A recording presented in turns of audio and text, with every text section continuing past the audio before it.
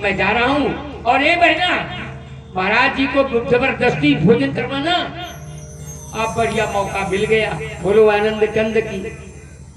इधर जानते हो क्या हुआ? कृष्ण कन्हैया चले गए और सुभद्रा अपने दिमाग में लगा रही है, कहाँ देखा कहाँ देखा कहाँ देखा। एकाएक याद आ गया, अरे ये तो बिल्कुल अर्जुन जैसा है, लेकिन ये अर्जुन बाबा बनकर के क्यों यहाँ बैठा है? अब मन में होने लगा कि वास्तव में ये अर्जुन है कि नहीं है। तो जब प्रसादी रोटी देने के लिए गई तो सामने रोटी रख करके पीछे खड़ी हो गई। अब पीछे खड़ी होकर के बड़ी धीरे से कहती है, अर्जुन। जैसे कहा अर्जुन तो चट से घूम गए। अरे सुभद्रा ने कहा, ये दाढ़ी और रखा करके ये बाबा बन करके कहाँ घूम रहे हो? अरे अर्जुन ने कहा, ये सारा श्रृंगार केवल तुम्हारे लिए बोलो आनंद करने की है। ये जो आज ये पूरी देश मेरी जा रही है, ये केवल तेरे लिए है सुभद्रा। अब सुभद्रा भी तो मन में प्रेम करती थी। तो सुभद्रा ने कहा, फिर एक काम करो। बोले क्या? कहा, आप शंकर बाबा के मंदिर में रहते हो? बोले हाँ। सुभद्रा ने कहा, कल सुबह मैं पूजा करने के लिए आऊंगी, और जब आऊंगी उसी समय तुम तैयार रहना और उसी समय आप मेरा अपहरण कर लेना, लेकिन भाग जाना। सारा काम फिट हो गया, बाबा जी का काम बन गया। अब बाबा जी सवेरे वो भी तैयार होके बढ़िया चंदन वंदन लगा कर तैयार, और जैसे गई शंकर बाबा की पूजा किया।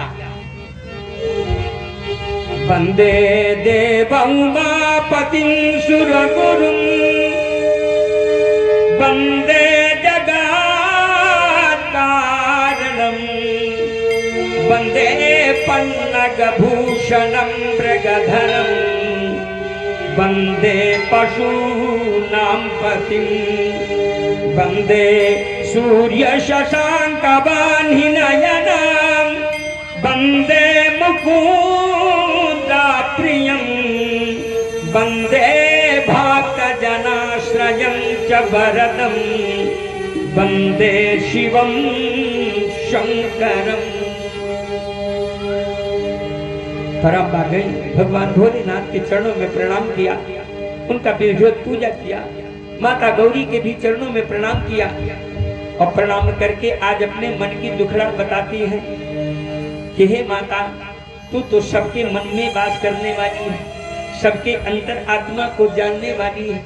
मेरे मन में क्या है वो भी तू जानती है, इसलिए अरे सो तुम जानहु अंतर जामी, सो तुम जानहु अंतर जामी, सो तुम जानहु अंतर जामी, सो तुम जानहु अंतर जामी, सो तुम जानहु अंतर जामी, सो तुम जानहु अंतर जामी।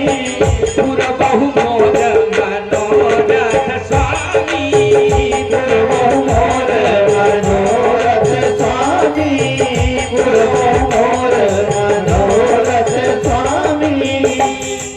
आप मन के अंदर की बात जानते हैं माता, वो आज आप पूरा कर दीजिए।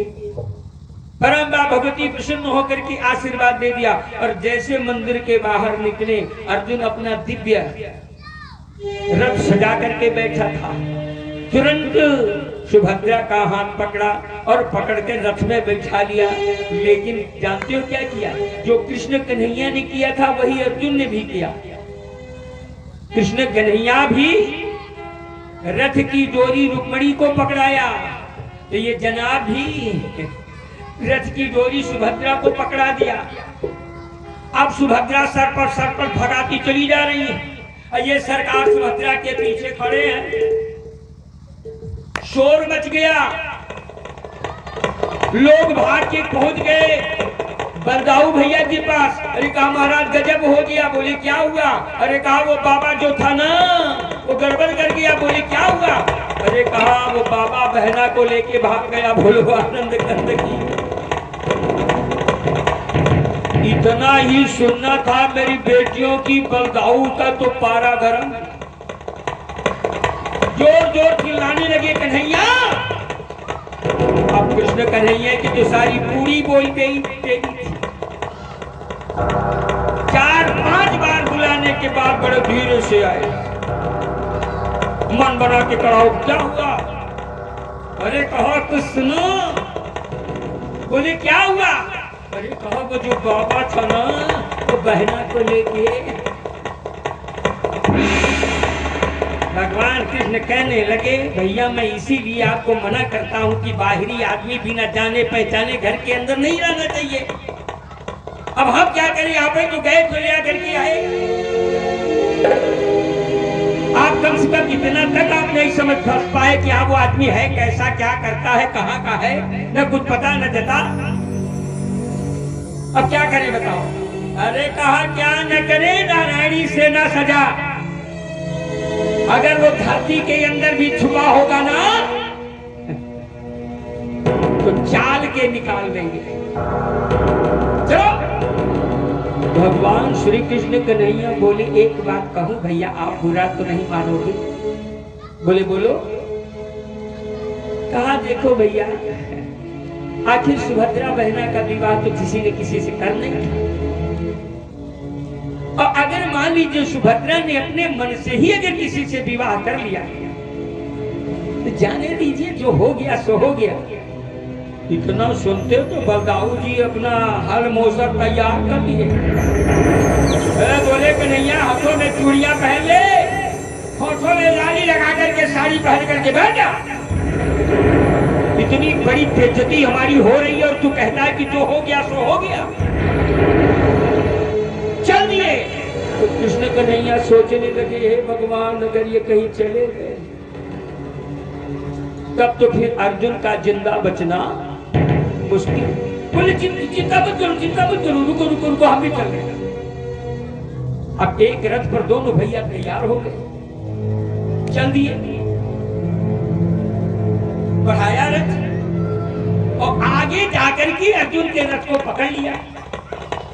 अब एक तरफ अर्जुन का रथ भाग रहा, उसी के बराबरी में भगवान श्री कृष्ण कन्हैया भी अपना रथ लगा दिया। तो बड़े धीरे से बलदाऊ से बोले, बोले दाऊ भैया आपने तो कहा था कि वो बाबा बहना को भगा ले गए। बोली तो? अरे कहा जरा सामने तो देखो। अरे वो बाबा बहना को भगा ले गए कि बहना बाबा को भगाए जा रही है? बोलो बोले कैसे? अरे कहा रथ तो देखो कौन भगा रहा है। बलदाऊ ने कहा हाँ लेकिन दंड के भागी तो बनेंगे। अरे बोले कहा भैया एक चीज जरा सोचो, सारा संसार में कौन ऐसा व्यक्ति जो हमको और आपको नहीं जानता? कोई छोटे मोटे व्यक्ति की औकात नहीं है कि वो हमारे घर में आकर के और इतना बड़ा कांड कर दे। भैया कुछ समझने की बात सोचो, आखिर जो ये कार्य कर रहा है ना वो भी अपने आप को कुछ समझता होगा, वो भी हमारी बराबरी का होगा और बराबरी का समझकर तब इतना बड़ा बात कर रहा है। और भैया हम आप भी अगर विवाह करते ना तो या तो अपने से ऊंचे की यहाँ करते या फिर अपने बराबरी में करते। तो जो ले जा रहा है वो भी बराबरी का होगा। हम तो कहते हैं कि यहाँ से लौट चलो। अरे इतने में मारे गुस्से के मारे बलदाऊ जी ने अपना हल लगा दिया अर्जुन के रथ में। रथ रुक गए, थर थर थर थर थर थर थर थर कांप रहे थे अर्जुन। ये क्या हो गया भगवान, रखता है। लेकिन तुरंत दौड़ करके आ गए और आकर के सबसे पहले सुभद्रा को अपने गले से लगा लिया। बहना चिंता मत कर, मैं हूं ना। अब उठाया बीच में अपना मूसल बलदाऊ भैया कि बेचारे जो दाढ़ी पाढ़ी नकली लगाए थे ना उसको जल्दी से फेंक फाड़ के एकदम बाबा जी बलदाऊ जी के चरणों में त्राहिमाम करने लगे। और जब देखा बलदाऊ जी कि अरे ये तो अर्जुन है, तो चट से समझ गए कि ये सारी पूरी इसी की बेली हुई है, इसीलिए दुनिया भर के नाटक कर रहा था। बोलो वृंदावन बिहारी लाल की। मेरी बेटियों, इस तरीके से सुभद्रा का विवाह अर्जुन से होता है। अब आइए कथा की अंतिम समय, इसलिए कि समय भी बहुत ज्यादा होता चला जा रहा है। मेरे घड़ी में 6:10 हो गए, मैं केवल 15 मिनट का समय आपसे मांगता। मेरी बेटियों, जब पांडवों ने सारी धरती पर विजय प्राप्त कर लिया तो उनके मन में एक बात आई कि चलो राजसूय यज्ञ करते हैं। और राजसूय यज्ञ इसलिए किया जाता था कि पूरे संसार वालों को अपनी गुलामी, अपनी स्वाधीनता स्वीकार करनी पड़ती थी। तो परामर्श के लिए भगवान कृष्ण को बुलाया। अब भगवान श्री कृष्ण के सामने गए और कहने लगे, धर्मराज बोले कह कन्हैया, मेरी इच्छा है कि एक राजसूय यज्ञ कर लिया जाए।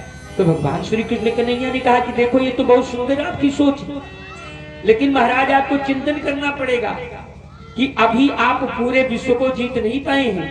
अभी कुछ ऐसे हैं जिनके सामने आप हार जाओगे। बोले कौन है महाराज? कृष्ण कन्हैया ने कहा, सबसे पहले नंबर पे तो जरासंध है। जब तक तुम जरासंध को जीत नहीं लेते तब तक आप राजसूय यज्ञ नहीं कर सकते। तो चिंतन होने लगा कि अब देखो जरासंध को जीता कैसे जाए। तो तीनों ने आपस में प्लान बनाया कि चलो हम साधु बनते हैं और साधु बन करके चलेंगे। अच्छा, जरासंध की अपनी एक बहुत बड़ी खासियत थी कि जरासंध जिस समय सुबह उठते, स्नान करने के बाद दान की चौरी पर बैठता और हजारों की भीड़ लगती थी दान लेने वालों की। लाइन से सब खड़े हो जाते थे और एक एक को बुलाया जाता था और उनको दान दिया जाता था। तो भगवान श्री कृष्ण कन्हैया ने कहा चलो हम सब साधु बन करके और उसकी घर याचना करते हैं और वही काम बनेगा। सुबह हुआ, मेरी बेटियों सब साधु बन के पहुंच गए। जरासंध सबकी इच्छा पूर्ण कर रहा था। तो सबसे पहले अर्जुन थे। तो जब अर्जुन गए तो बोले क्या चाहिए? कहा महाराज हम तो भीख में केवल युद्ध चाहते हैं। ऊपर से नीचे तक देखा जरासंध। जरासंध ने कहा, तातिया पहलवान, तेरे हड्डी भी है, तू मुझसे लड़ेगा? अरे एक मुक्का मार दूंगा तो तू बेहोश हो जाएगा। तुझसे लड़के मैं क्या करूंगा? चलो भागो यहाँ से। कौन है तू? कहा महाराज हम तो अर्जुन है। अरे बोले भाग। दूसरे नंबर पे कृष्ण खड़े, ये भी दाढ़ी बांध रखा के बोले तुम? कहा महाराज मेरी भी इच्छा है कि आप मुझसे युद्ध करें। क्या नाम है तेरा? मेरा नाम कृष्ण है। अच्छा, वो भगोड़ा कृष्ण जो कई बार मुझे देख करके भाग गया, तुझे शर्म नहीं आई? फिर से आकर के युद्ध करने के लिए खड़ा हो गया। ये मैं भाग जाने वालों से, रणछोड़ों से युद्ध नहीं करना। जाओ भागो। चले गए। सबसे पीछे भीम थे। भीम को देखा, क्या चाहते हो? कहा महाराज हम भी युद्ध चाहते हैं। हाँ हाँ, तू है कुछ युद्ध करने लायक। ठीक है, मैं तुझसे हाथ मिलाता हूं। अखाड़ा बन गया, युद्ध चालू हो गई, गदा युद्ध। एक दूसरे को 3 दिन बीता। अच्छा, एक बड़ी विचित्र चित्र। जरासंध भीम एक ही साथ खाने बैठे, एक ही साथ सोए, एक ही साथ नहाए, एक ही साथ पूजा करें और फिर पहुंच जाए अखाड़े में। धीरे धीरे करके 8 दिन बीत गया, 9वां दिन आया। भीम थक करके चूर हो गए। कृष्ण कन्हैया से बोले कन्हैया आज अगर इसका फैसला नहीं होगा तो कान खोल करके सुन लीजिए, मैं शाम को चला जाऊंगा, चाहे राजसूय यज्ञ हो चाहे भाड़ में जाए। कन्हैया ने कहा चिंता मत करो, आज ही फैसला होगा। अब सवेरे से लड़ाई, दोनों इतना थक गए थे कि अगर एक बार गदा उठा के और मार दे तो जिसको मारे घो गिर पड़े, जो मारे घो गिर पड़े। अब देख लिया कि अब तो सूर्यास्त का समय आ रहा है और ये इसके ऊपर कोई फर्क नहीं पड़ता ना। तो अर्जुन जो है वो भीम, वो बार बार कृष्ण कन्हैया की ओर देखने लगे। अरे महाराज सूर्य डूब रहे हैं। तो भगवान ने किया क्या, एक डूब लिया और डूब ले करके भगवान ने इशारा किया, बोले भीम भैया, भीम भैया। अब पकड़ करके दूब को दो भाग में फाड़ दिया, फाड़ के फेंक दिया। अर्जुन को भीम समझ गया, पकड़ लिया जरासंध को, पटक दिया। एक पैर में अपना पैर लगाया और दूसरे पैर को अपने हाथ से पकड़ करके बड़ी प्रसन्नता मिली भीम को, हे भगवान मरा। लेकिन जैसे धरती पर पटकाना वैसे फिर लपट गया, फिर लेके खड़ा हो गया। अब समझ गए भीम की अब मामला गड़ा। देखने लगे कृष्ण कन्हैया की ओर। भगवान श्री कृष्ण कन्हैया ने इस बार इशारा किया, फिर लिया दूब, बीच से फाड़ा और फाड़ करके यूं किया, कहा दाहिने को बाएं और बाएं को दाहिने। फिर से भीम पटके और पटक करके जैसे उसका दो टुकड़ा किया ना, तो इस हाथ वाला इधर फेंका और इस हाथ वाला इधर फेंका, मर गया। बोलो वृंदावन बिहारी लाल की। मेरी बेटियों, राजसूय यज्ञ की तैयारी की गई, बड़ा दिव्य राजसूय यज्ञ हुआ। उसी राजसूय यज्ञ में एक बड़ी समस्या खड़ी हो गई। देश देशांतर के राजा महाराजा सब वहां विराजमान थे। जय हो डॉक्टर साहब। देश देशांतर के राजा महाराजा वहां उपस्थित थे और उस सभा में एक समस्या आ गई, या कि कौन ऐसा व्यक्ति है जिसे अग्र पूजा के लिए लगाया जाए। अग्र पूजा का मतलब अगुआ। तो किसी ने कहा भीम को, भीष्म को बनाया जाए, किसी ने कहा द्रोणाचार्य को बनाया जाए, किसी ने कहा धृतराष्ट्र को बनाया जाए। प्रत्येक व्यक्ति अपनी अपनी बात करता था, लेकिन एक आदमी कहे तो 10 आदमी उसके खिलाफ में खड़े हो। सायंकाल का समय हो गया तो सहदेव जी हाथ जोड़ के खड़े हुए। उन्होंने कहा महाराज, अगर हमारी भी बात सुनी जाए तो एक दिन में मैं भी करूं। बोले क्या? कहा अग्र पूजा के लिए अगर भगवान श्री कृष्ण को ही रख दिया जाए तो सभा में बैठा हुआ कोई आदमी तो विरोध नहीं किया, लेकिन भगवान श्री कृष्ण की सगी बुआ का बेटा शिशुपाल खड़ा हो गया, अनाप शनाप बदलने लगा। बेटियों, एक एक साथ में 10-10, 20-20 गालियां देना शुरू किया। सारी सभा सनाका खा गई। लोग मना भी कर रहे थे लेकिन माने ना। भगवान श्री कृष्ण कन्हैया गिनती गिन रहे थे, क्योंकि भगवान ने शिशुपाल की मां को वचन दिया था कि तेरा बेटा अगर 100 गलती एक साथ करेगा तभी मेरा अस्त्र चलेगा। अब तो भगवान गिनती गिन रहे हैं, 10, 20, 50, 60, 70, 80, 90, 92, 95, 98, 99। और जैसे 99 गाली निकली, भगवान ने अपनी उंगली को ऊपर किया। देखते देखते चक्र आकर सर सर सर सर, और जैसे 100वीं गाली मुख से निकली वैसे चक्र जाकर के भरी सभा में शिशुपाल का गर्दन।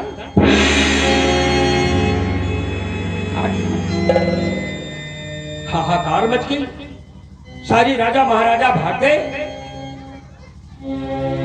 शिशुपाल का वध करने के बाद भगवान श्री कृष्ण कन्हैया गए अपने कमरे में। तो मेरी बेटियों, उस समय भगवान श्री कृष्ण कन्हैया की 8 पटरानियां विद्यमान थी। रुक्मिणी तो भगवान क्यों? चक्र को चलाने से भगवान की उंगली में खरोच आ गया और उससे खून बह रहा है। और रुक्मिणी इतनी दिल की कमजोर कि भगवान श्री कृष्ण के नैया की उंगली से बहते हुए खून को देखा तो गिरी बेहोश हो गई। बाकी की जितनी पत्नियां थी वो भागी घर के अंदर, फटा पुराना लत्ता ढूंढने कि कम से कम बांध दे। लेकिन एक बात याद रख लो ना मेरी बेटियों, पत्नी भी प्रेम करती है और बहन भी प्रेम करती है, लेकिन पत्नी के प्रेम में और बहन के प्रेम में बहुत बड़ा अंतर होता है। बहन जो प्रेम करती है वो निस्वार्थ भाव में करती है, लेकिन पत्नी जो प्रेम करती है वो स्वार्थ के वश में होकर के प्रेम करती है। बस दोनों में अंतर यही है, प्रेम दोनों करते हैं।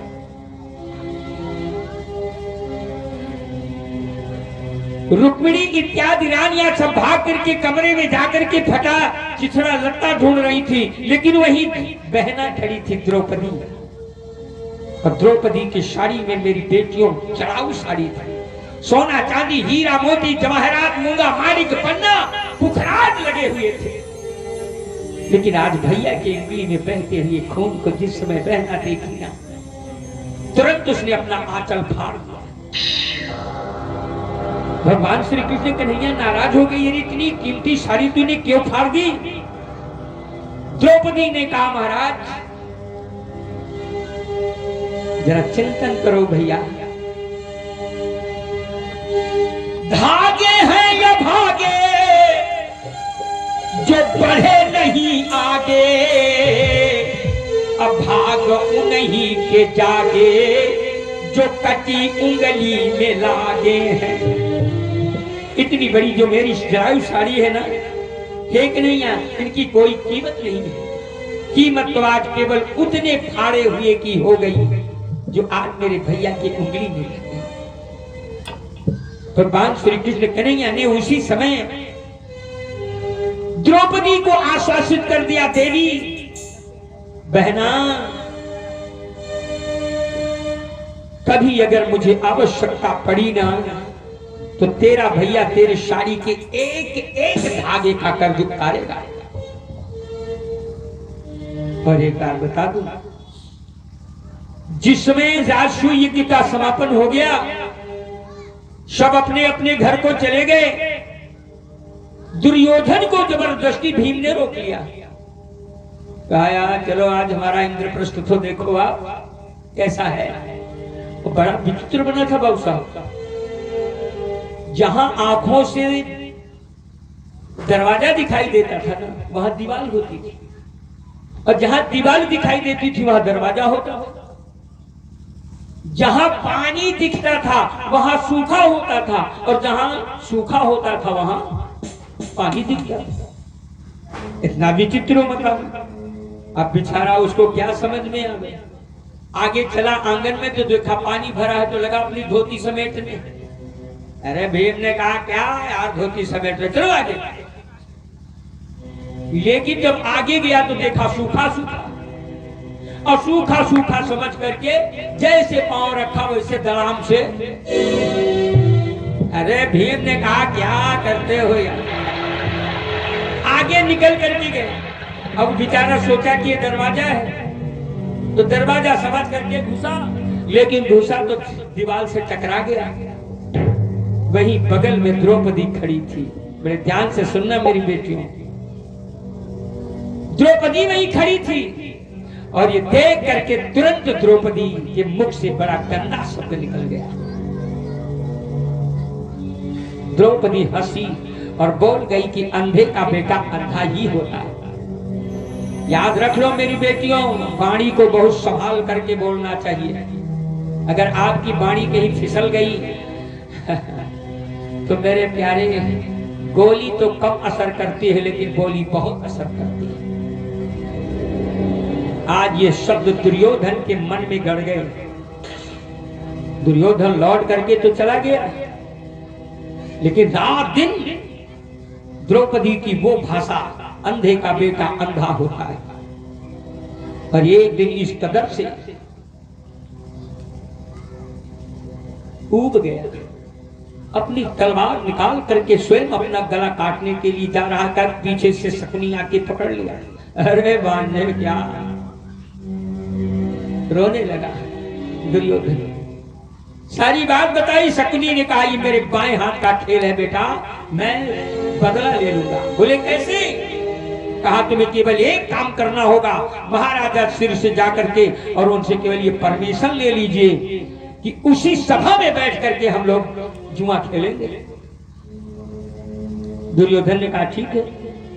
धृतराज के पास पहुंच गए, कहने लगे महाराज हमको एक दिन का समय दे दिया जाए और इसी सभा में बैठ करके हम धृतक्रीड़ा करेंगे। पहले तो धृतराज बिगड़ गया। अरे उसने कहा तुम क्षत्रिय के बालक हो, क्षत्रियों का काम होता है शिकार करना, तलवारबाजी करना, तीरबाजी करना, घोड़े की सवारी करना, हाथी की सवारी करना। जुआ खेलना तो कायरों का काम होता है। दुर्योधन बिगड़ गया, कहा महाराज आपके ही चरणों में अपनी गर्दन काट करके चढ़ा दूंगा। अब धृतराज बेचारा आंखों से अंधा तो था ही, लेकिन पुत्र मोह में भी अंधा था। उसने कह दिया ठीक है, लेकिन वहीं बगल में खड़ा था आर्यावर्त का प्रधानमंत्री विदुर, खड़ा हो गया।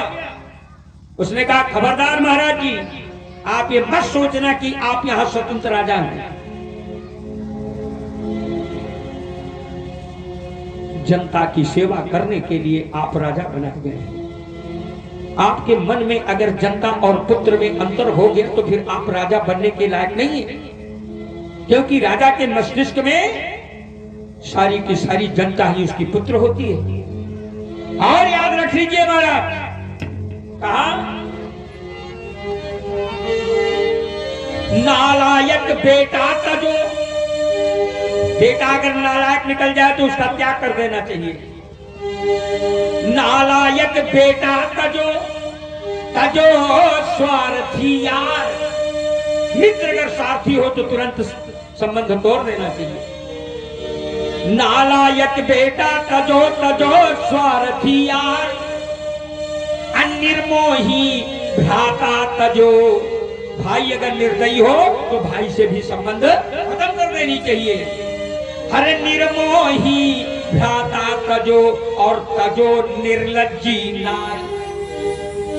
और पत्नी भी अगर निर्लज्ज हो तो ऐसे पत्नी को तुरंत त्याग कर देना चाहिए। बोलो आनंद चंद्र। लेकिन बगल में खड़ा था दुर्योधन, दासी का पुत्र, मेरे रोटी के टुकड़ों से पड़ने वाले भिखारी, कान खोल करके सुन ले, तेरे परामर्श की मुझे कोई जरूरत नहीं है। और ये ले पत्रिका पकड़, चला जाए त्रिपुरुष में जाकर के मेरे भाइयों को चिट्ठी दे करके आ, और दोबारा कभी अपना उपदेश देने की कोशिश मत करना। इतनी बड़ी बेइज्जती जब देखा, तुरंत विदुर जी ने किया क्या, त्याग पत्र लिखा, ले जाकर के महाराज के चरणों में पटक दिया। महाराज आज के बाद ये प्रधानमंत्री की सीट हमें नहीं चाहिए। और पत्रिका लेकर के चारों पांचों भैया के पास पहुंच गए। पांचों भाइयों ने बड़ा सम्मान किया विदुर जी का। सवेरे विदुर जी के साथ चल पड़े धृतक्रीड़ा खेलने। चलने लगे तो द्रौपदी भी चल दिया, अरे हम भी चलेंगे, अपनी बहनों से मिल लेंगे थोड़ा सा। दूसरा दिन हुआ, मेरे बंधु सभा लगाई गई। आज बड़ी बड़ी राज राजेश्वर चक्रवर्ती नरेश सम्राट सब पधारे हुए, पूरा सभा खचाखच भरा हुआ। धृतक्रीड़ा प्रारंभ हो गई। एक तरफ से बैठ गए धर्मराज और दूसरी तरफ शकुनी। भीम ने कहा नौकरों के साथ नहीं खेला जाता। दुर्योधन ने कहा मेरा प्रतिनिधि है, नौकर नहीं, आज मेरा प्रतिनिधि है। लेकिन एक बात बताऊं ना, जितने भी चाल चले सबसे पहले पूरी दौलत लगा दी गई, मुद्रा एक ही पासे में राम राम। उसके बाद जो जमीन थी जितनी, वो सारी की सारी जमीन लगा दी गई, वो भी साथ। पूरा महल, सेना, अस्त्र शस्त्र सब कुछ दांव पर लगा दिया गया। जय हो सीताराम। लेकिन सब कुछ हार गया। तब बेचारे धर्मराज हाथ जोड़ करके खड़े हो गए, कहने लगे महाराज अब तो मेरे पास कुछ भी नहीं है। शकुनी बोला अभी तो तेरे पास बहुत है धर्मराज, तेरी जितनी संपत्ति मैंने जीता है ना, वो सारी की सारी संपत्ति मैं एक तरफ लगा रहा हूं।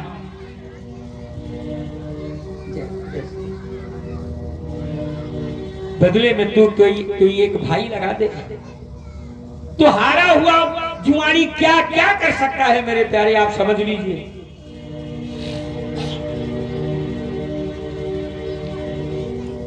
सहदेव को लगा दिया, हार गए। नकुल को लगा दिया, हार गए। अर्जुन को लगाया, हार गए। भीम को लगा दिया, हार गए। बोले अब कुछ नहीं बचा। अरे बोले कहा भी तू तो बाकी है।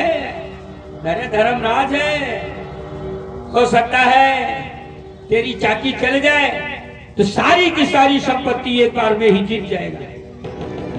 लगा दिया अपने आप को दांव पे। लेकिन मेरी बेटी फिर से बोले अब कुछ नहीं बचा।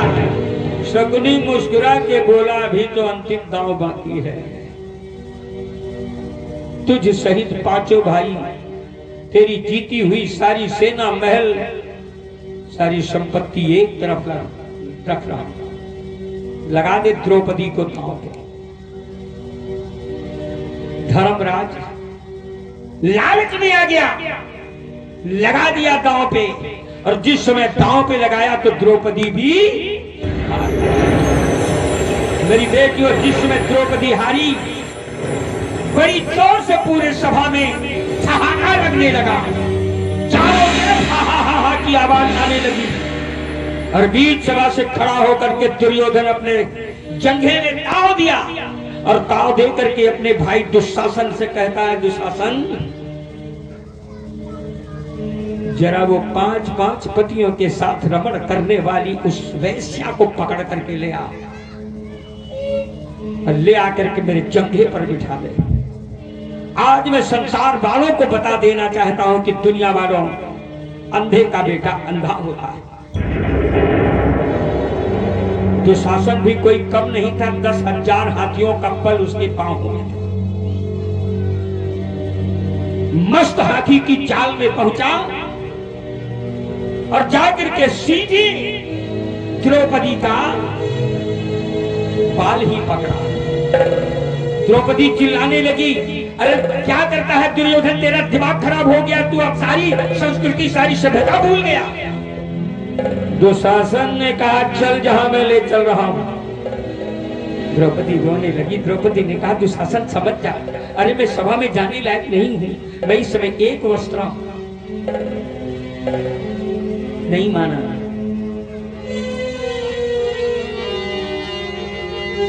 अरे न मान्यो कहो धाय सो के सनानी, न मान्यो कहो अर्धाय सो के सनानी, गिरी रोय के भूमि मां पंडुरानी। बाल पकड़ करके घसीट करके लिया, भी सभा में पटक दिया। द्रौपदी बेहोश हो गई। लेकिन मेरी बेटियों, जिस समय द्रौपदी को होश आया तो देखती है सारी सभा में अट्टहास हो रही है। द्रौपदी हाथ जोड़ करके बीच सभा में खड़ी है।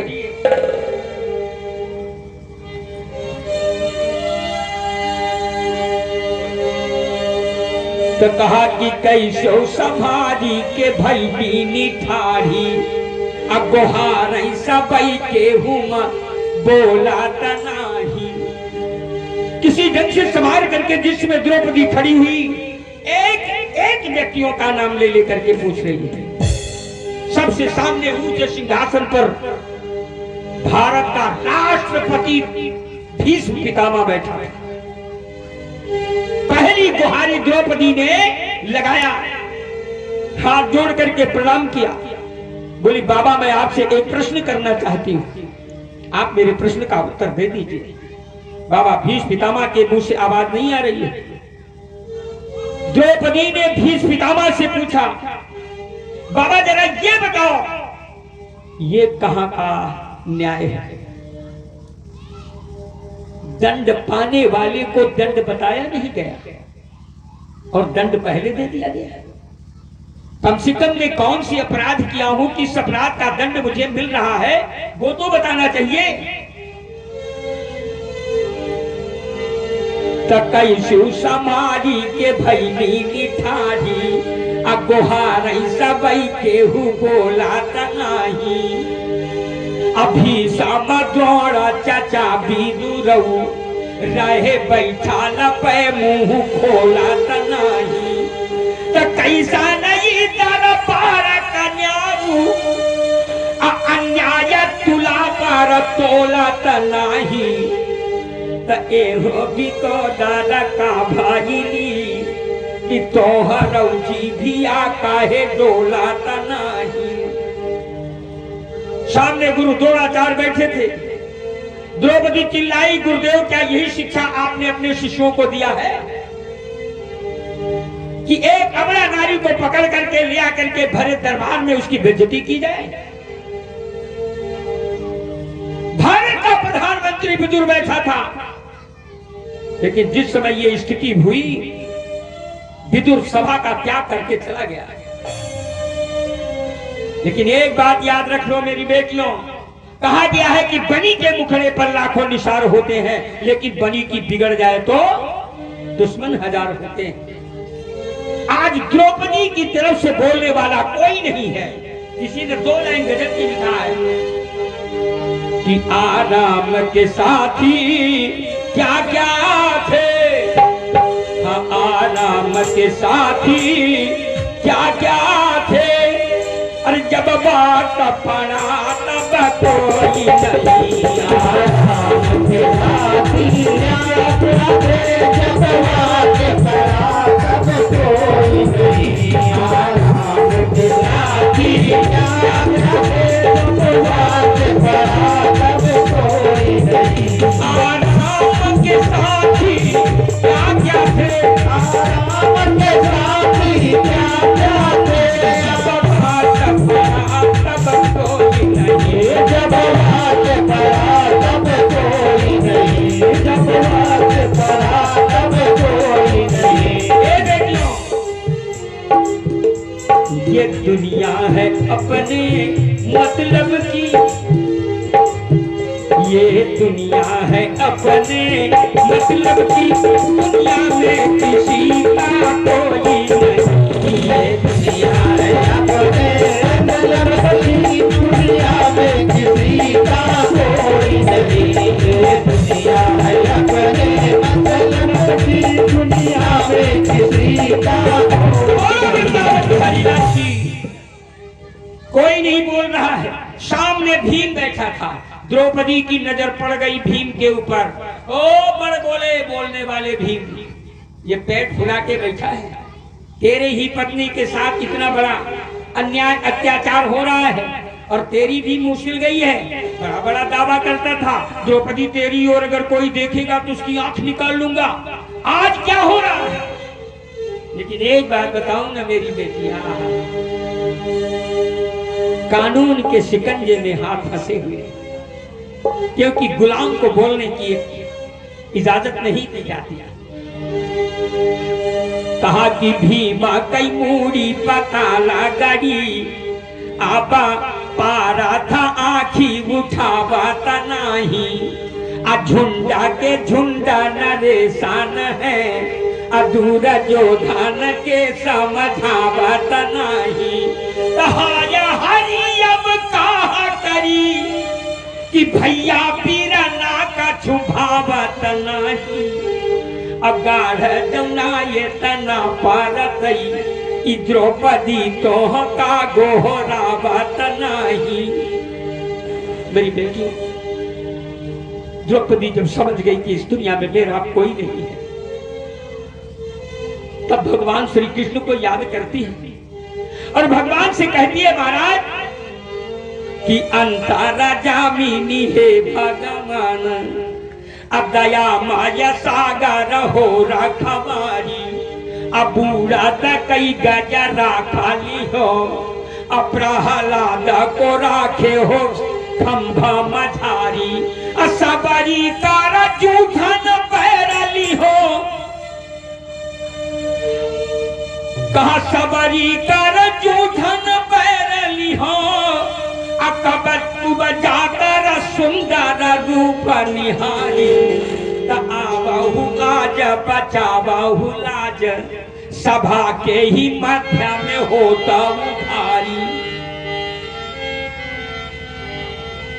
देख रहा था दुर्योधन दुशासन को ललकारा, दुशासन नारी चरित कर ढाले आंसू, ये त्रिया चरित्र कर रही है, 5 पतियों के साथ रमण करती है, इसकी आंसू मत देख, मेरे सीने पे बदले का सांप नाच रहा है, जितनी जल्दी हो सके पकड़ना, फर्ज सभा में इसकी साड़ी खींच करके नंगी कर दे और ले आकर के मेरे कंधे पर बिठाना। मस्त शेर की चाल से चला और जाकर के द्रौपदी के साड़ी की पल्लू पकड़, और जिस समय द्रौपदी के पल्लू पकड़ा है मेरे प्यारे, जैसे एक हिरनी किसी शेर को सामने देखती है तो कांप जाती है, आज मेरी बहन द्रौपदी भी उसी तरीके से दुशासन को देख करके थर थर कांपने लगी। लेकिन भगवान से अरदास करती है कि हे कन्हैया, अरे मोहन माधव नंदा के नंदन, अहे जासुदा सुत कृष्ण मुरारी, अगोपा सखा ब्रिज राजा ब्रिजेशा, कहा गोपा सखा ब्रिज राजा ब्रिजेशा, अगोबर धन गोबर, हे गोविंदा गोवर्धन धारी। आइए महाराज, लेकिन विश्वास न देखो, कहती है कि सौ दुशासन काकारी है, हारी जे कर तू कर प्यारा खबारी। मैं जानती हूं एक दुशासन नहीं, 100 दुशासन लग जाएंगे तो भी कुछ नहीं कर सकते, लेकिन ये कि तू रक्षा करेगा। एक कृष्ण लाक्षागृह में जलते हुए मेरे पतियों को तूने प्राण जीवन दान दिया, 14 वर्ष के वनवास में मेरे पतियों की रक्षा किया, 1 वर्ष के अज्ञातवास में तूने मेरे पतियों की रक्षा किया, क्या सारा दया खो गया? अरे कन्हैया, तू झूठे ही कहता था कि बहना बहना। कन्हैया जरा चिंतन कर, आज अगर कहीं तेरी बहन सुभद्रा के साथ ऐसा हुआ होता तो भी तू बैठा रहता। झूठा रिश्ता तू भी बनाता है ना। आज जब तुझे भाई का रिश्ता बनाना है, भाई का रिश्ता पूरा करना है, तो तू दुबक के बैठ गया। लेकिन एक बात कान खोल करके सुन लेना कृष्ण, आज मेरी बारी है ना, कल तेरी भी बारी आएगी। कहती है, कहा कि गाढ़े पे जो भी सरौब्याहरी, तब जातों से हम बोला बनाही, अब तू बहिनी बहिनी कहा ब्या, हम नाता कभो खूनी जोरा बनाही, अब माधा बेलाई खिचड़ी ब्या, गठरी सारी जाई पे खोला बनाही, असावन में तो है बांधई बदे, जारई हम ताल में बोबू बनाही। जा कन्हैया जा, मैं समझ गई तुझे, तेरा भी वादा झूठा निकला। आज के बाद मेरा और तेरा भाई और बहन का नाता खत्म हो गया कन्हैया। माघ के महीने में तू खिचड़ी लेके आएगा ना, तेरी खिचड़ी रखी रखी सड़ जाएगी, लेकिन मैं देखूंगी नहीं। सावन के महीने में आएगा तू रक्षा बंधवाने के लिए, लेकिन रक्षा कौन बांधे, मैं तेरा मुख भी नहीं देखी। जा जा कन्हैया जा, लेकिन याद रख लेना, कहती है कहा कि पूता बियाहन तू चल ब्या अक्का जरा हम आँखी लगाऊ बनाही। बेटा विवाह करने के लिए जाएगा ना लेकिन एक बात कान खोल के सुन ले, 16,108 रानियां है कि नहीं है तेरे पास? अब केवल एक बेटा प्रद्युम्न के लिए नहीं होगा, न जाने कितने बेटी बेटा मेरी भाभियों की होंगी, और जितनी बार बेटी बेटा होगा ना उतनी बार शोर पोतने के लिए भाभी मुझे बुलाएंगी। कहती है अरे कहा कि एक कई प्रद्युम्न ना होई है, अरे आप ही बिटिया बेटा बाड़ा हुई है, असौरी पोता वही बरे तो के कहा मैं भेजी के भौजी जरूर बोलई है, अतौनी दिना हम आऊ बना पूरा भी त्योहार मनाई न पई है, अरे तू गोड़ा बागीरा ब्याके तनऊ पर सौरी बिना पोतले रही जई है। जा जा कन्हैया जा, टूट गई बते तेरा मेरा नाता, अब न तू मेरा भाई रहा न मैं तेरी बहन रही। बहुत बड़ा विश्वास मैंने तेरे ऊपर किया था कन्हैया, लेकिन आज तुझे भी मैं जान गई कि तू भी कितना बड़ा दगाबाज है। लेकिन याद रखना, अरे कहा कि आना के आगे भरे झूठा बई पर तो से करब फरमाई सनाही, अपूता बियाह न तू चल ब्या का जरा हम आँखी लगाबू बनाही। बेटे की शादी करने के लिए जाएगा ना, बुआ का फर्ज होता है, बुआ काजल लगाती है। जा जा तू जाएगा अपने बेटे की शादी करने के लिए, लेकिन ये द्रौपदी बुआ तेरे बेटे की आंखों में काजल लगाने के लिए नहीं आएगी। हे मेरी बेटियों, हाय हाय, इतने में दुर्योधन फिर चिल्लाया, बोलो आनंद कंद की। बहुत भारी गलती, बड़ा काम करो, पूरी एकदम गर्त में मिला दिया यार, बिजली भाग के जाओ यार जल्दी से।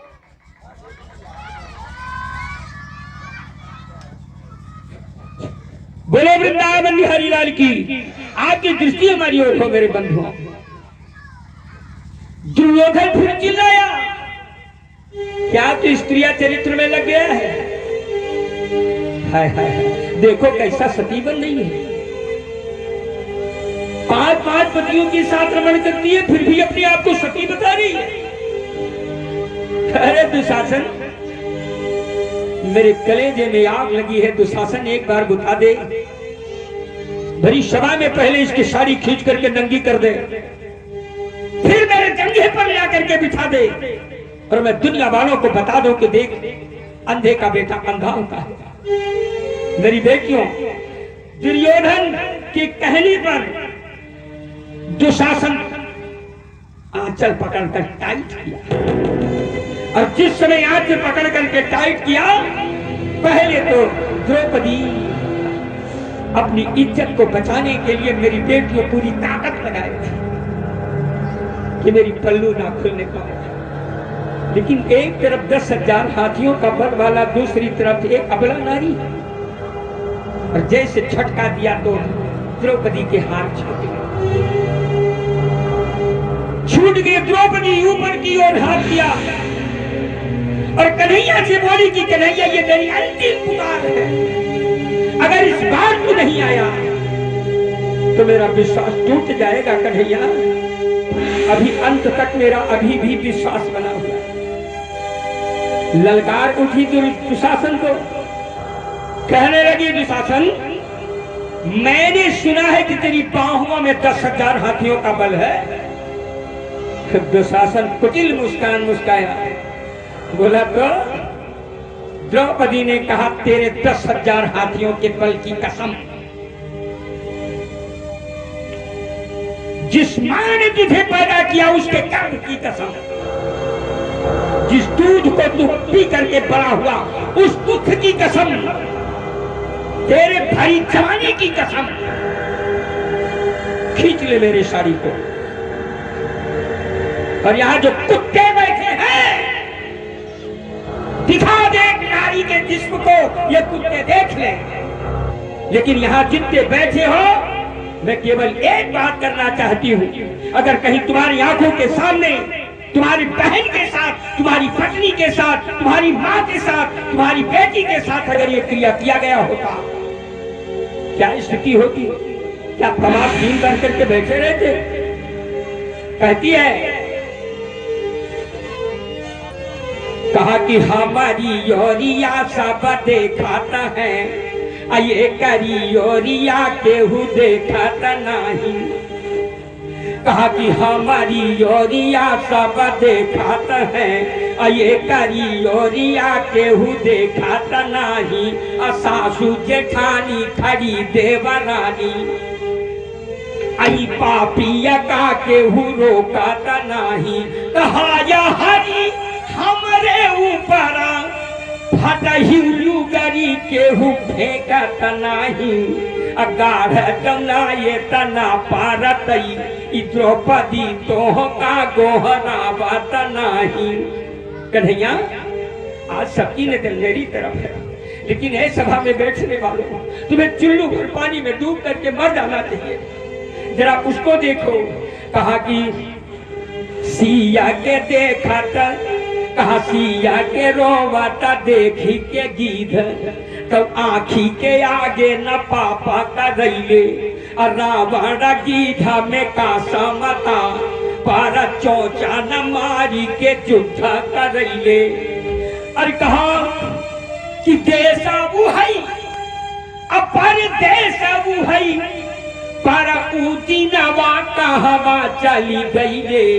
कई नारी कैला जब बचावई बदे, यही भारत में गीधवा मारी गईले। तुमसे तो अच्छा वो सड़े गले मांस को खा करके जीने वाला वो गीध था, जो सीता की रक्षा करने के लिए अपने प्राणों की आहुति दे दी।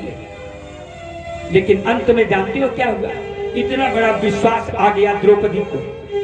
दुर्योधन को ललकार दिया, है दुर्योधन चल खींच ले छाड़ी, ठीक। लेकिन याद रख, कहा कि जोरा लगाई के खौचू भी दुशासन, लेकिन तेरी हमारी जो वो सुनी पई है। अब भौजी के कोरा में जऊ होई है, तभी सवासा हमें हारी नाही भूलई है। अनारा नदी बना खाना तकी, हीरना पानी के भीरना चले यही है। लेकिन याद रख लेना मेरी बेटियों, जिस समय पूरे विश्वास के साथ द्रौपदी ने कृष्ण को पुकारा, तो जानते हो मेरे कृष्ण कन्हैया उस समय क्या कर रहे थे? मेरी बेटियों, उस समय मेरे कृष्ण कन्हैया सो रहे थे, और सोते ही सोते कृष्ण कन्हैया को सपना आ गया। मेरी बेटियों, कहा दीना वैसा पना देखा ले वीरना, कि बहिनी फासली बढ़िया फाता माही। जैसे बोलावती बाघी घी आई, अब वैसे कभू बोला ऐसी नाही। तो कहा अंगूरी का रखी, अब बहिया भर की, अरे अब चक्र सुदर्शन मानत नाही। ये कहा भगवान की बाहें कड़कने लगी, उंगलियां कड़कड़ाने लगी, बाहुएं फड़फड़ाने लगी, और चक्र आकर के स्वयं सामने नाचने लगा। एक पैर भगवान ने धरती पे रखा और दूसरा आकाश में रखा। कहा कि रामा के बाण समान गुमान, कहा कि रामा के बाण गुमान समान, अर चले हारी कौ के हुमानत नाही। पीछे से गरुड़ जी खड़े थे। भगवान की इतनी तेजी भागता हुआ देखा तो दौड़े पीछे पीछे। अरे कहा महाराज कहां जा रहे हो? भगवान के मुख से ये शब्द नहीं निकल पाया मेरी बेटियों। उस समय भगवान श्री कृष्ण कन्हैया के कहा जाई खगेश तहां पूछले, प्रभु जैबा कहां कछु बोलत नहीं। लेकिन कृष्ण कन्हैया के मुख से केवल एक शब्द निकल रहा था मेरी बेटी, क्या? कि हाँ द्रौपदी द्रौपदी द्रौपदी द्रौपदी द्रौपदी द्रौपदी द्रौपदी रे। हे द्रौपदी मैं आ गया, हे बहनों मैं आ गया, तू चिंता मत कर दीदी मैं आ गया। भगवान भागे जा रहे, लेकिन जरा दृश्य तो देखो कि मेरे ठाकुर का दृश्य कैसा है प्यारे। कहा कि लोग निहारी रहे आसमान में कि तीन विमान समान उड़ई रे। सभा में बैठे हुए लोगों ने देखा कि 3 विमान आ रहे हैं। किसी ने पूछा विमान, कहा ना ना ये विमान नहीं है। बोले फिर? कहा कि लोग निहारी रहे आसमान में कि 3 विमान समान उड़ई रे। कहा कि आगे पीताम्बर भगा जा रहा था। किसी ने पीताम्बर से पूछा कि तू भाग के जाएगी, जाके क्या करेगा? पीताम्बर ने कहा मैं जाकर के अपनी दीदी के बदन से लपट जाऊंगा, अपनी दीदी की इज्जत बचाऊंगा। कहा कि आगे पीताम्बर, अब बीच में श्याम, बीच में भगवान श्री कृष्ण, अब पीछे बेचारू भागे साबु नहीं रे। पीछे पीछे गरुड़ भागे जा रहे हैं। लेकिन मेरी बेटियों, जिस समय भगवान श्री कृष्ण पहुंचे हैं सभा के अंदर, और द्रौपदी मारे शर्म के मारे हाथों को तो उठाया है, हे कृष्ण आजा, हे भैया आजा, हे कृष्ण आजा, हे भैया आजा, यही मुख से निकल रहा। आधी साड़ी खींच चुका था दुशासन। इतने में पीछे से आकर के श्री कृष्ण कन्हैया खड़े हुए, और जिस समय खड़े हुए बड़े धीरे से बोले, दीदी हाय हाय। जैसे कृष्ण कन्हैया के मुख से निकलने वाली वाणी को सुना, दीदी, भगवान कहते हैं कि आंखें उठाई के देखूं जरा, बहिनी के गोहारी में भाई खड़ा बा, अब भैया तोहारा यहाँ भी निहा, अये करे ऊपरा बड़ा ब्याज बढ़ावा। ए दीदी आँख खोलना, देख तेरा भैया खड़ा है तेरी गुहारी में। ए दीदी जानती है क्या देर हो गई? द्रौपदी ने आँख खोला, देखा कन्हैया, लिपट गई। ना ना ना ना रोना मत, जानती है क्यों देर कर दी? कहा क्या? कहती भैया तुम्हारा यहाँ भी निहा, आये करे ऊपरा बड़ा ब्याज बढ़ावा। द्रौपदी तू भूल गई क्या? ये तेरा कृष्ण के लिए तेरा कर्जीदार है। बहुत दिनों का कर्जा हो गया था ना दीदी, तो ब्याज भी बहुत बढ़ गई थी। अब अगर कोई साहूकार कर्जा के लिए बुलावे तो नाम और सही तो कम से कम ब्याज तो लेके पहुंचो। बोले ये दीदी मैं तेरे ब्याज के इंतजाम कर रहा था। द्रौपदी बिगड़ गई, आते ही तू मस्करी शुरू कर दिया। अरे यहाँ मेरी जान की लगी है, तू मस्करी करता है, कहाँ का कर्जा कहाँ का ब्याज? कृष्ण कन्हैया ने कहा है दीदी, अरे आंचल फाड़ी के तू बंधलू, अंगूरी में या बैला निशाना पड़ावा। रत्न की जड़ी हुई जड़ाऊ साड़ी को फाड़ करके तूने मेरी उंगली में बांध दिया था।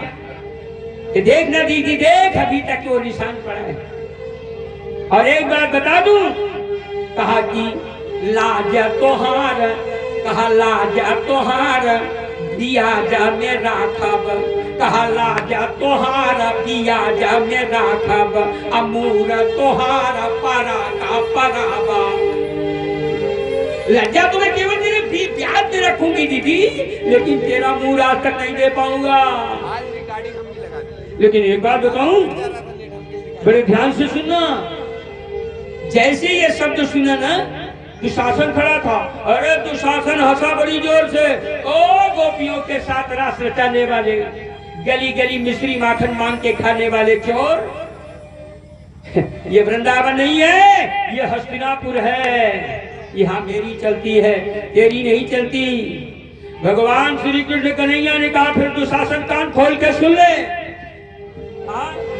कि बड़े बड़े वीर यहाँ बैठा देखा बाटे, अब वीरन के बीच तो के वीर मानी ले हम। आज संसार का सबसे बड़ा योद्धा का खिताब मैं तुझे दे दूंगा, केवल एक काम करके दिखा दे बस। क्या कहा? कि बड़े बड़े वीर यहाँ बैठा देखात बाटे, अब वीरन के बीच तो के वीर मानी ले बहम। अच्छा ये बता, तू मेरी बहन को नंगा करना चाहता है? बोले हाँ। तो कहा बस केवल एक काम करके दिखा दे। क्या? तो कहा कि मेरी बहन के पैरों की जो उंगली शरीर की मैं बात नहीं करता, मेरे बहन के चरणों की जो उंगली है मैं उस उंगली की भी बात नहीं करता। तो कहा कि अंगुरी और अंगुरी कई पोर तो दुलम पा गई, अरे नहा भी उखाड़ी दे तभी रमानी ले बहम, हर नहा भी उखाड़ी दे कभी रमानी ले बहम। मेरे दीदी के चरणों की अंगूठी की नहा भी अगर तू नंगा कर देगा तो कहा द्वारिका समेत राजधानी तो के देव हम, द्वारिका समेत पूरी की पूरी राजधानी में तुझे दे दूंगा। अरे द्रौपदी लिपट गई। अरे द्रौपदी ने कहा कृष्ण कन्हैया तेरा दिमाग खराब हो गया, इसके एक एक हाथों में 10,000 हाथियों का बल। और मैं कहा अबला। अरे कन्हैया ने कहा फिर कान खोल के सुन ले माँ, सुन ले दीदी। कहा अरे कहा कि द्वारिका जाई, कहा द्वारिका जाई कुबेर के बेचब, अब वो कारा सारी कई गांठी मंगऊ गए, अचू कह की सारी की गांठा जब तब जारी बाजार सब लूटबू गए। आये त्यों न मानी, कहा त्यों मानी जब दुष्टा दुशासन तको पी के बाण अचू का चल गए। अचू बाण मार दूंगा दीदी, डर पर खत्म हो जाएगा, तो निश्चित हो जाएगा। भगवान श्री कृष्ण कन्हैया की ये जब चैलेंज सुना, दुर्योधन मस्ती में पहुंचा और द्रौपदी के साड़ी को पकड़ा और जितनी ताकत थी एक सांस लगाया। ये क्या हो गया? साड़ी लगाया, साड़ी हाथ से नहीं छूटी, 2 किलोमीटर चला गया काम से। जानते हो क्या हुआ मेरी बेटियों? अरे कहा कि गिरे वस्त्र आकाश से रंग जाके, गिरे वस्त्र आकाश से रंग रंग के, गिरे वस्त्र आकाश से रंग रंग के, गिरे वस्त्र आकाश से रंग जाके, गिरे वस्त्र आकाश से रंग रंग के, गिरे वस्त्र आकाश से रंग रंग के, लगे द्रौपदी के सभी जानी, लगे द्रौपदी के सभी जानी, द्रौपदी के सभी आकाश से साड़ी की बारिश होने लगी और सारी की सारी साड़ियां जाके द्रौपदी से लिपटने लगी। ढाई कैसी? करी कोरकारी की नारी गिरी है, करी कोरकारी की नारी गिरी है, करी कोरकारी की नारी गिरी है, सुहागन भी कंच सारी गिरी है, सुहागन भी कंच सारी गिरी है।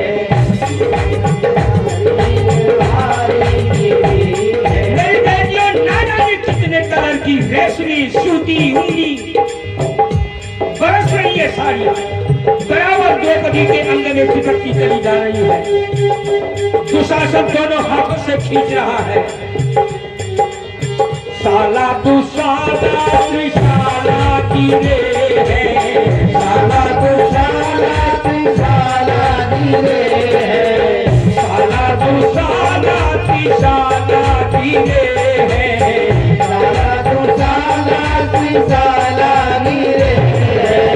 हरी कोरकारी की नारी गिरी है, हरी कोरकारी की नारी गिरी है, हरी कोरकारी की नारी गिरी है, हरी कोरकारी की नारी।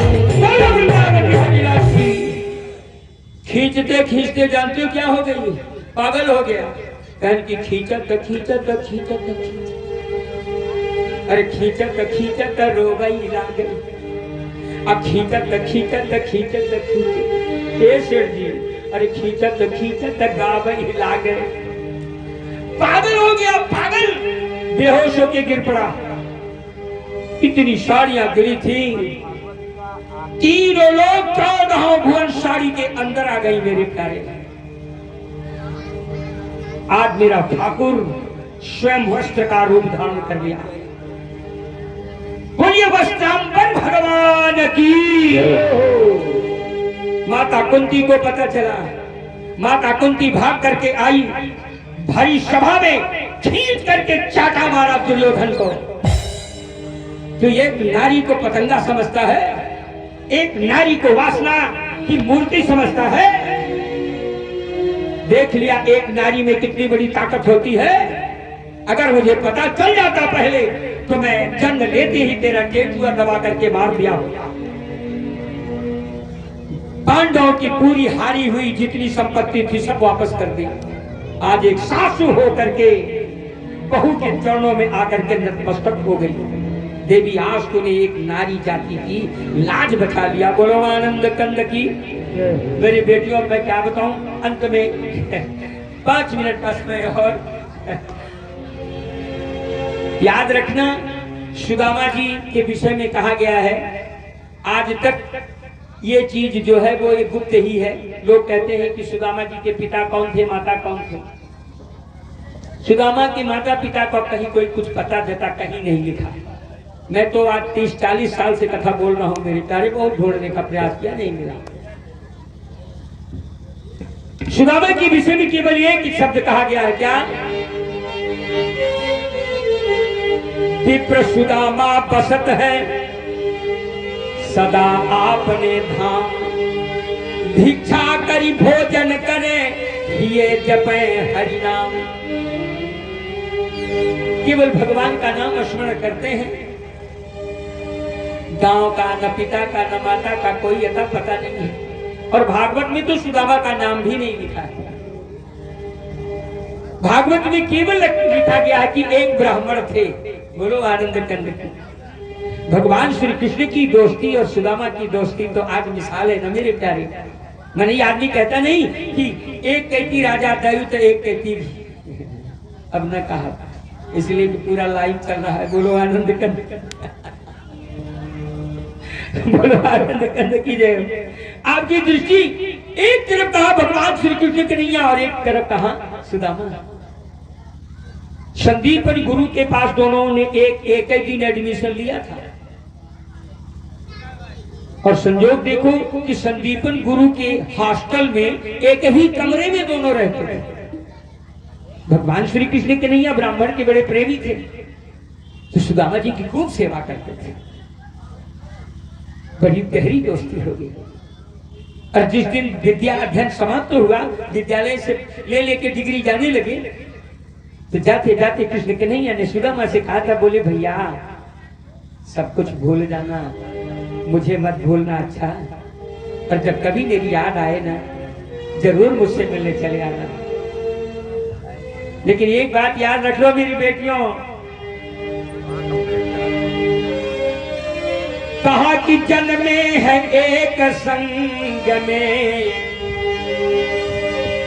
हाँ जन्मे है एक संग में, किस्मत जुदा है। जन्मे है एक संग में, किस्मत जुदा जुदा है। और जन्मे है एक संग में, किस्मत जुदा जुदा है। जन्मे है एक संग में, किस्मत जुदा जुदा है। जन्मे है एक संग में, किस्मत जुदा जुदा है। जन्मे है एक संग में, हाँ किस्मत जुदा जुदा है। कलियों में फूल दो हैं, कलियों में फूल दो, कलियों कलियों में फूल वो है हाँ पंपर जुदा जुदा है कलियों में फूल वो है मर जुदा जुदा है कलियों में फूल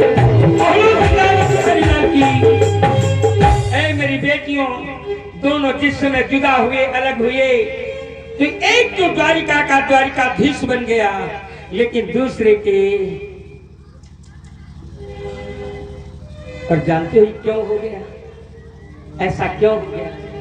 एक बात बता दूं ना मेरी बेटियों, बुरा मत मानना, हमारे और जो भैया लोग बैठे हैं कभी ये मत समझ लेना कि देखो ये ब्राह्मण होकर के ब्राह्मण की बात करता है। मैं इस तरह का पक्षपाती वाला आदमी नहीं हूँ, लेकिन यही बात मैं बता दूं ना, ब्राह्मण से सीधा और कोई दूसरा होता नहीं है। बोलो आनंद करने की कोई नहीं होता।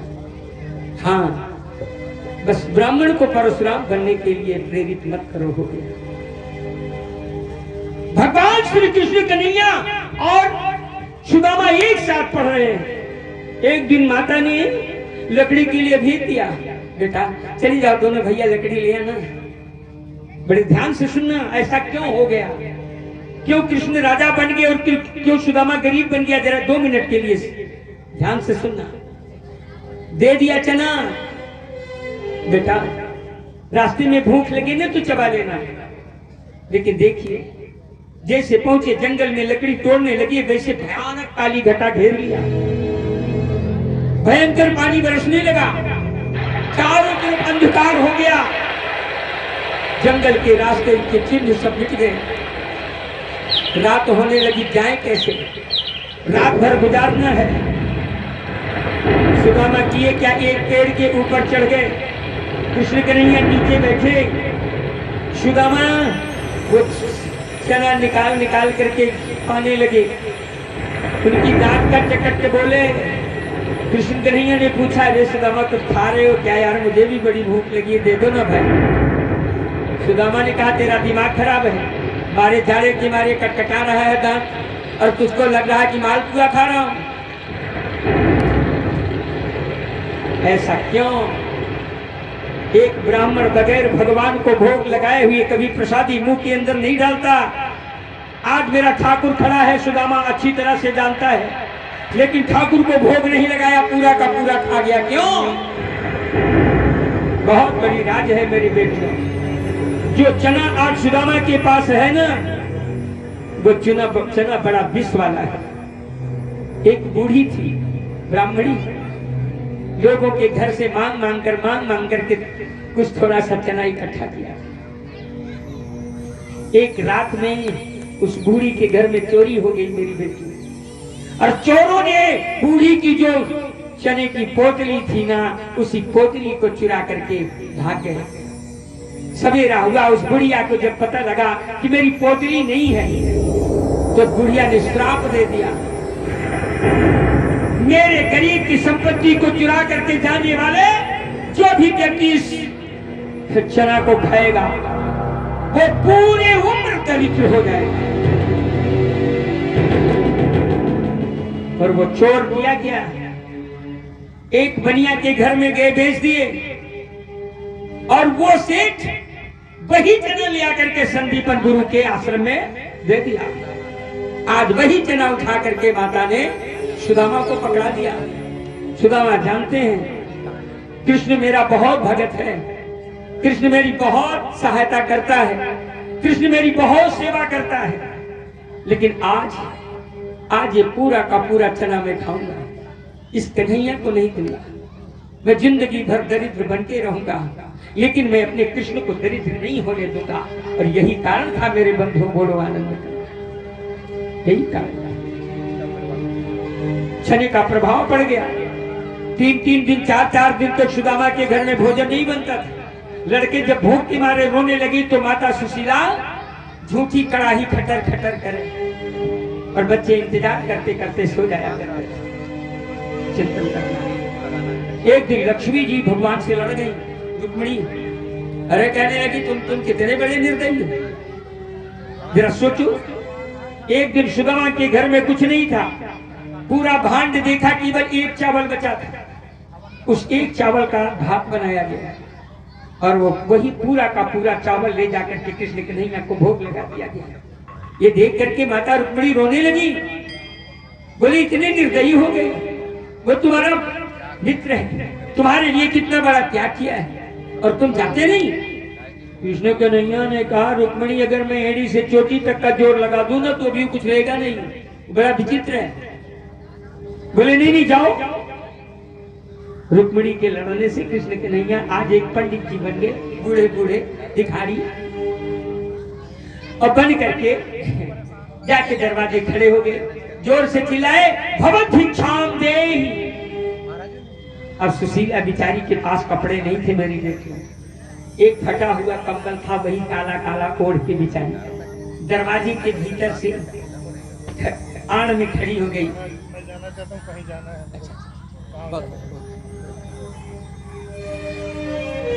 हाँ बेटियों आप लोग चिंता मत करना, बस 15 मिनट घड़ी का देख लो, 15 मिनट बोलो आनंद कंद की। दिखाया, बोले कहा महाराज भिक्षा नहीं दे पाऊंगी, घर में कुछ देने के लिए था ही नहीं। बोली भिक्षा नहीं दे पाऊंगी। बोले क्यों? कहा महाराज मेरे घर में सूतक लगा है। भगवान समझ रहे थे। बोले सूतक लगा है? हाँ हाँ। कैसा? महाराज मेरे घर में बेटी जन्म लिया है। अच्छा बेटी जन्म लिया है? बोले हाँ। बोले उस बेटी का नाम क्या है? कहा महाराज उस बेटी का नाम दरिद्रा है, बोलो वृंदावन बिहारी लाल। भगवान कृष्ण कन्हैया हंसने लगे, कहने लगे अच्छा ये बताओ सुदामा का घर है ना? बोले जी हाँ।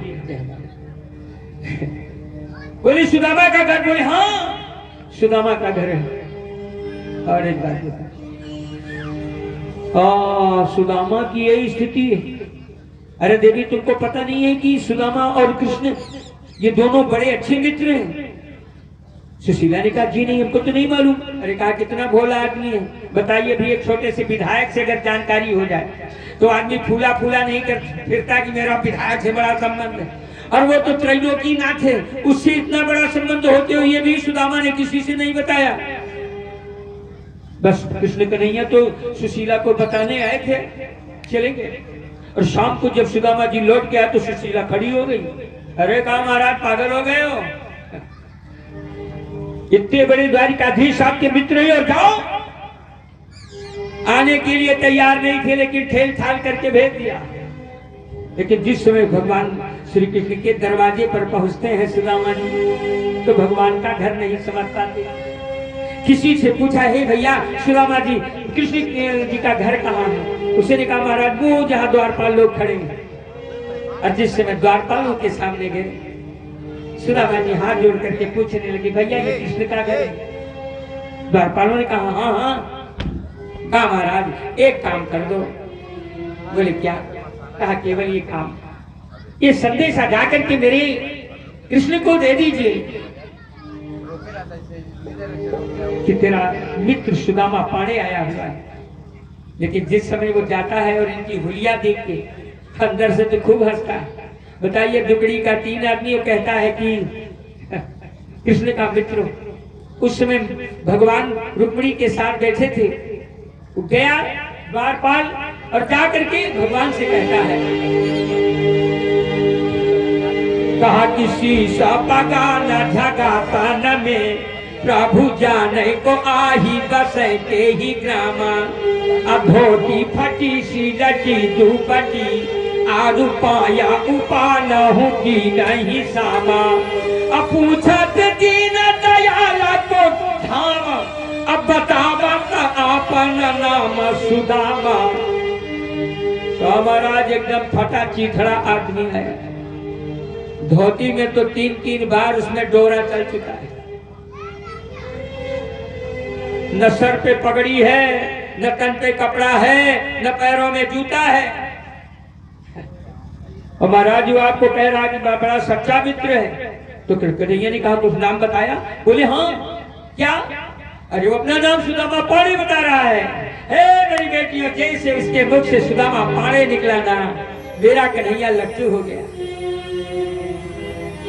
तो बोले द्वारपालक सुदामा नाम पाड़े सुनी, अक्षारे राज काज ही की। अरे सिया की ही अजाने को, तब द्वारिका के नाथ हाथ जोड़ कहे पाए लागे, अब भेजे भारी अंक लपटाए दुख साने को। लपटा दिया, अपने गोद में उठा करके ले आए, जिस गद्दी पर बैठते थे ना उस गद्दी पर बैठा दिया। बड़ी जोर से चिल्लाए रुक्मिणी, अरे मेरा भैया आया, मेरा दोस्त आया, मेरा जिगर आया, मेरे नैनों का टुकड़ा आया, मेरा भगवान आया। स्वर्ण के थाल में बढ़िया सुंदर द्रव्य ले आओ सुगंधित, आज उस जल से मैं अपने भैया का पैर धोऊंगा। सोने की थाल में मेरी बेटियों सुगंधित जल लेकर के रुक्मिणी आई, और जिस समय पैरों के नीचे रख दिया मेरे श्याम सुंदर ने सुदामा का चरण छुआ। हाय हाय, सुदामा के चरणों को छूते ही तो मेरा कन्हैया फूट फूट करके रोने लगा कि हाल जीवाई न सो पद कंटक जाल लगे पुनि जोजे। या मोटी मोटी बेवाएं फटी थी, एक एक बेवाएं के अंदर हजार हजार कांटे गड़े कि हाल बेवाई न सो पद कंटक जाल लगे पुनि जोजे। देखी सुदामा की दीन दशा, करुणाकारी के करुणा निधि रोए कि हाँ ये महा दुख पाए सखा, तुम आए इते न किते दीन खोए। अंत में कि पानी पड़त तो हाथ छुयो नहीं, अरे वो तो नैना के जल सोपा धोयो। तो पानी परात का पानी रखा गया। आज इतना मेरे कृष्ण कन्हैया रोए हैं कि सुदामा का पूरा पैर मेरी बेटियों भगवान ने आंसू से बड़े भीड़ों से पूछा, बोले सुदामा भैया विवाह हुआ कर लिए? हाँ हो गई है। अच्छा बच्चे बच्चे? हाँ 4 बच्चे हैं। अच्छा ये बता कि घर से आ रहे हो कि कहीं बाहर से? नहीं घर से आ रहा। अच्छा सही बताना, मेरी भाभी कभी मुझे पूछती है, अब सुदामा का कह दिए को नहीं कि ठेली ठेला तो आए, उन्हीं के कहने पे तो आया। मेरे बंधुओं बोलिए, अच्छा ही बता भाभी जी ने मेरे लिए कुछ भेजा है क्या? अब का दिखावे किनकी लेके गए रहे चौरी, वो 4-6 साल पुरान भफुरान हिम्मत नहीं पड़ रही है। बोले क्या बताऊं, भाभी ने दिया तो था लेकिन रास्ते में बंदर खा गया, और काखल में आंख में उसमें से इतनी बड़ी टुकड़ा वो कांख के बाहर निकला, और जब बोले ना तो रहने के हिले कृष्ण कन्हैया ने वो पकड़ा, और पकड़ के जो खींचा तो गिर गई पोतनी। बोलो आनंद कंद की जय। अरे का बता दूना, परमात्मा मेरा केवल भाव देखता है, परमात्मा केवल प्रेम देखता है, क्योंकि गोस्वामी जी ने लिखा क्या कहा कि राम ही केवल प्रेम पिया, राम ही केवल प्रेम पिया, राम ही केवल प्रेम पिया, राम ही केवल प्रेम पिया, राम ही केवल प्रेम पिया, राम ही केवल प्रेम पिया,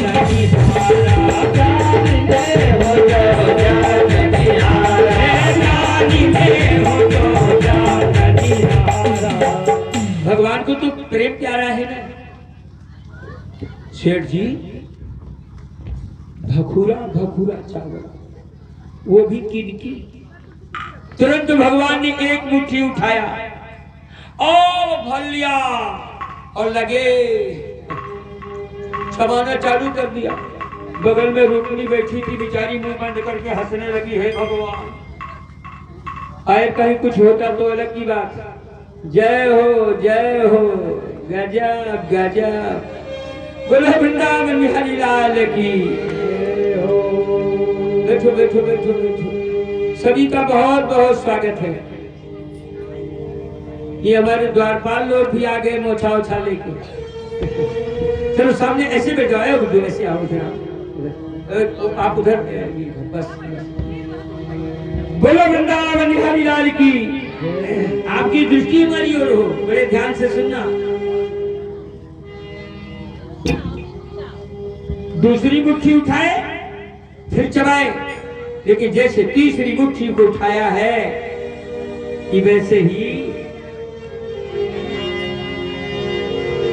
आज रुक्मिणी जी भगवान श्री कृष्ण कन्हैया के, क्या बात है, आज रुक्मिणी जी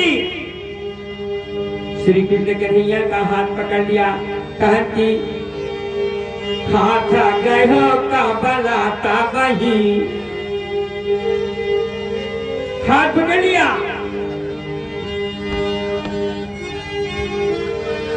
कहे नाथ कहा तुमने चितधारी, अरे कहा खाई मुट्ठी, कहा खाई मुट्ठी, कहा खाई मुट्ठी दुई दीना प्रभु, तुम कीना इन्हई दुई लोका बिहारी। तो खाई मुट्ठी तीसरी अवनाथ, कहानी जब बास कई आस बिचारी, तो कहा कि आप ही रंग का समाना की हो,